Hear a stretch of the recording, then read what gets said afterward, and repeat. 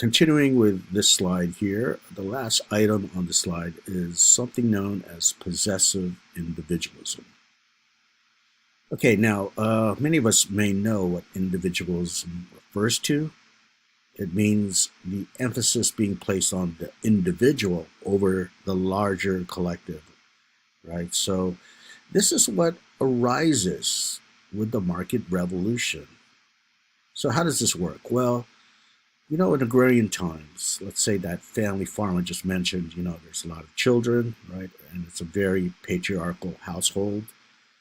Well, the emphasis was not on the individual whenever you had these agrarian societies. And this is likely true in most agrarian societies, even outside Western civilization. Let's say maybe in feudal Japan or China or, some societies that are even hunter-gatherer societies, right, in some parts of the world. They emphasize not the individual. They tend to emphasize the whole, right? The community where they live in, the village, right? Even the town, right? That's what's emphasized over the individualism. But what happens is, as you see the demise of pure agrarianism. So with that, you see the demise of, this emphasis on the collectivity, right? Or the larger whole. Rather, you see emphasis being shifted towards that of the individualism, on the individual, excuse me. So with that, you're going to get this idea that it's the individual who should go out there, and especially when he or she comes of age, but emphasis on he because that's the gender norm back then, as we discussed with the separate spheres, right? Unless you were an immigrant family, by the way, both men and women worked. But, for the most part, the man was, responsible for going out there and achieving socioeconomic mobility, climbing up the ladder, right? Picking yourself up by the bootstraps, right? And just do your best to climb up the ladder again. So if this is really the prevalent ideology that becomes accepted by everyone, and notice that's not what was thought about, right? If you lived in a household farm, right? Or excuse me, a small family farm, right? You didn't think about moving up in the world, right? You knew your role was predetermined upon birth to work as a peasant, right? On the same farm, maybe the same land at least. Okay, but now you live in a different kind of society. It's commercial. You have to think about moving up the ladder because that's the way that the ideology operates, and hence you think about the individual rather than the larger collective. Right? So now possessive is even tossed in there. By the way, that term possessive individualism, that wasn't created until much later in the 20th century. Okay, so they didn't know this term back then. This is kind of applied in hindsight, in history, that is. But possessive individualism, possessive means you own yourself. Okay, you are your own person, right? You're not a slave. And this is going to fit neatly with Jacksonian politics, which we're about to discuss. Okay, so you own yourself, and possessive individualism proclaimed the idea that, you own yourself, you depend upon no one but yourself, right? So that's the idea that became prevalent, that Americans should depend upon no one but themselves. It's all about you. Okay, now notice that if everyone subscribes to this belief and ideology, that's going to do wonders for the economic system as a whole, because everyone's going to be working so hard just because they believe in it, that it's going to contribute to the vitality and the dynamism of that economy, right? So it's kind of neat here to see how ideology and economics kind of fit together, right, at this historical period. So now we're moving on to the second phase of our discussion of Jacksonian democracy, and that's the political dimension. And this is called Jacksonian democracy, also known as Jacksonian freedom. And what happens, as noted on the slide, you get this notion of citizenship in this republic as redefined. Okay. And it's going to lead to something called mass democracy. Okay. Now you got to remember this, that in world history, perhaps Athens, Greece, and ancient Greece aside, but even that was a small sort of urban setting compared to what we're talking about in the 1800s, let alone today, right? This really hadn't happened before, this mass democracy. So it is truly revolutionary in that sense. Okay, I should mention this, that it has the name Jackson because the president at that time, but Jackson really never passed a law or, if you will, an executive order, right, saying from now on all poor people could vote, all poor males, that is, could vote. Okay, it's more like this, that Jackson embodied the spirit of the age. Okay, first of all, he wasn't from the elite class. Compared to the previous presidents, he was kind of humble in his origins. Okay, he was actually an ethnic minority, Scots-Irish, okay, not Anglo. And he was a different type of politician.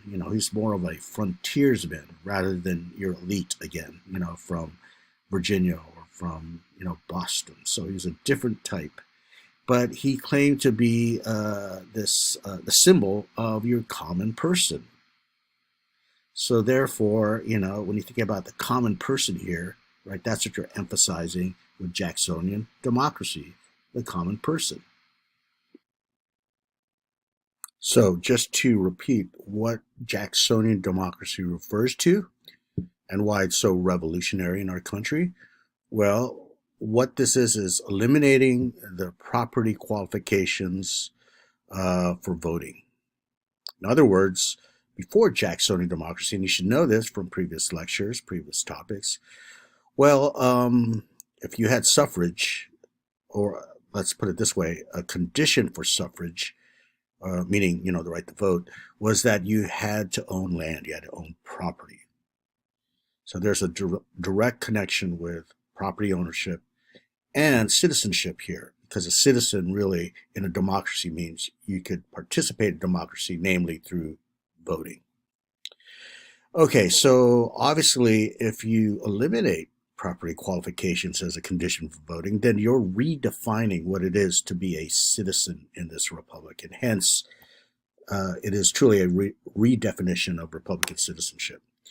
Now, I want to emphasize this. It's very important to note that there's a linkage between Jacksonian democracy and the market revolution. Okay, that is to say, economics and politics. And what is this? What's the link? Well, as we noted, once we leave pure agrarianism behind and, begin the nascent stages of industrialization, or amid this market revolution, you see demise of small family farms again. Well, land ownership becomes much less important. And that should be obvious, right? If agrarianism ends, then, well, land ownership becomes less crucial to your survival, right? Why? Because the market will supply you with the food that you eat, not the land that you grow crops on, right? In fact, today, think about this, most of us who are listening to this are not farmers, right? In fact, we don't base land as the index of our wealth, do we? No, we base it on our salaries and wages, our bank account, right? Whatever the figure is. So it's, the case now that land ownership is no longer a determinant for suffrage, right? And it makes sense if you think about agrarianism being left behind, because again, land is no longer the most important or crucial index of one's economic status, right? Okay, so that's Jacksonian freedom, or Jacksonian democracy again, granting the right to vote for all men again, regardless of whether you own property or not, and that's called synonymously universal male suffrage, right? And also called mass democracy because, again, this is on such a mass scale compared to others. Now, I just mentioned in previous times, let's say in Greece, in Roman Empire, or not Empire, but Roman Republic, sure there was some form of democracy there, but democracy was also a controversial idea in political philosophy because going back to Aristotle and Plato, right, the ancient Greek philosophers, they felt that democracy was one of the worst ways you could organize a state or a government because you can't really trust the average person to do the right thing. Okay, in fact, Plato is well known for privileging the philosopher as the proper statesperson, right? The philosopher king, so to speak, right? The best persons who should rule, he believed, were philosophers like himself, right? Yeah, there was a lot of skepticism surrounding democracy, and that was the case through most of Western history and Western philosophy until this time we have with the Enlightenment, which we talked about, right? The Enlightenment uh, questioned monarchy, at the same time began to legitimize democracy, right? So we have in operation this Jacksonian freedom, right? That's now granting the right to vote for men, regardless of property ownership. But one belief that hung over many of the leaders and the elite in our country was the belief in the possibility of, quote, the tyranny of the majority. Okay, when you think about this term, the tyranny of the majority, well, first of all, tyranny. If you're familiar with tyranny, well, in fact, we discussed it with the Declaration of Independence, right? Tyranny is usually thought of in association with a king or an emperor, right? A tyrant, like a single person who possesses power and wields it upon his subjects or her subjects, right? If it's a queen, well, and if it's done unjustly. Well, what about people though? Can they be tyrants? Right. So that's the idea of tyranny of the majority, the belief that the majority, the public at large, could be just as tyrannical as that emperor or the king or queen who is a tyrant, and they're ruling unjustly and unwisely, and possibly leading to the ruination of their society. So this was a prevalent belief that needed to be overcome at this time of Jacksonian democracy. Okay.